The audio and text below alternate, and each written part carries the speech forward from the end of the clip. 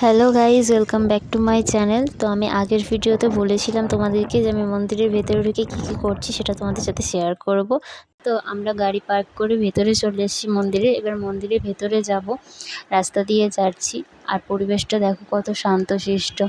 এখানে যারাই আসে তারাই শান্তশিষ্ট হয়ে যায়। আর রাস্তা এটা হচ্ছে নতুন মন্দিরটা, এখনও পর্যন্ত কাজ চলছে, সেজন্য আমরা ভেতরে প্রবেশ করতে পারিনি। ভালো লাগছে ভেতরে এসে। আর অনেক দিন ধরে তো যাবো করছিলাম, এখানে এসে শান্তি একটা ফিল করছিলাম। আরও ভেতরের দিকে যত যাচ্ছিলাম তত যেন শান্তি পাচ্ছিলাম যে কতক্ষণে মন্দির দর্শন করব। আর সেটাই ভাবতে ভাবতে রাস্তাটা যেন আর শেষ হচ্ছিল না। সেটাই কথা বলতে বলতে দেখলাম মন্দিরের সামনেই চলে এসেছি। এটা হচ্ছে মন্দিরের ব্যাক সাইড। এটা ব্যাক থেকে আমি ভিডিওটা নিচ্ছিলাম। আর মেঘ করে আছে, সেটা দেখতে পাচ্ছ। মেঘের মধ্যে মন্দিরটা কতটা ভালো লাগছে। আর আমরা এখন মন্দিরের দিকে যাব। আর এখানটা অনেকটা ফাঁকা। আর দেখো কি সুন্দর ভালো লাগছে। এই মন্দিরটা তো পুরনো মন্দির, সবাই জানে।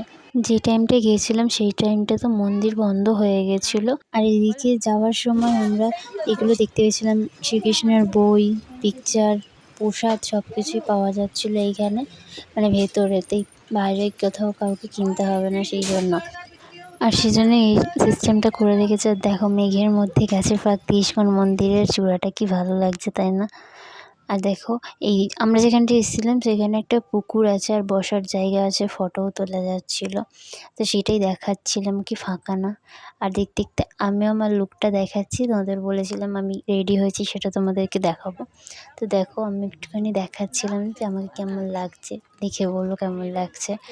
আর কিছু জিনিস কেনার ছিল, সেই জন্য ওনার তো ফাঁকা জায়গা ছাড়া ঢুকতে ইচ্ছা করে না, একটু ভিড় ছিল বলে ঢোকেনি। এইখানে এসেছিলো, এই দোকানটা ফাঁকা ছিল। আর এখানে অনেক রকমের ধূপের ভ্যারাইটিস ছিল। আর এত সুন্দর গন্ধ ছাড়ছিল না, কোনটা যে আসল গন্ধ সেটাই বোঝা যাচ্ছিল না। সব গন্ধই যেন একরকম। তো আমাদের পছন্দ হয়েছিল, যেটা আমরা ইউজ করি যে ধূপটা, সেটাই আমরা নিয়েছিলাম।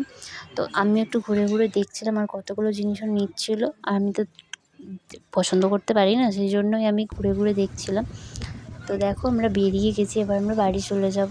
কারণ ওয়েদারটা অনেকটা খারাপ হয়ে যাচ্ছে, এবার আমাদের বাড়ি যেতে হবে। অনেকটা দূর রাস্তা, আর আমরা বাইকে যাব সেহেতু আমরা বেরিয়ে গেছিলাম। আর মাঝ রাস্তায় এসে এরকম বৃষ্টি পেয়েছিলাম। তো আমি ভিডিওটা এখানেই শেষ করছি। ভিডিওটা ভালো লেগে থাকলে লাইক, কমেন্ট, শেয়ার করে দিও। যারা আমার চ্যানেলে নতুন এসেছো তারা চ্যানেলটিকে অবশ্যই সাবস্ক্রাইব করে দিও। টাটা।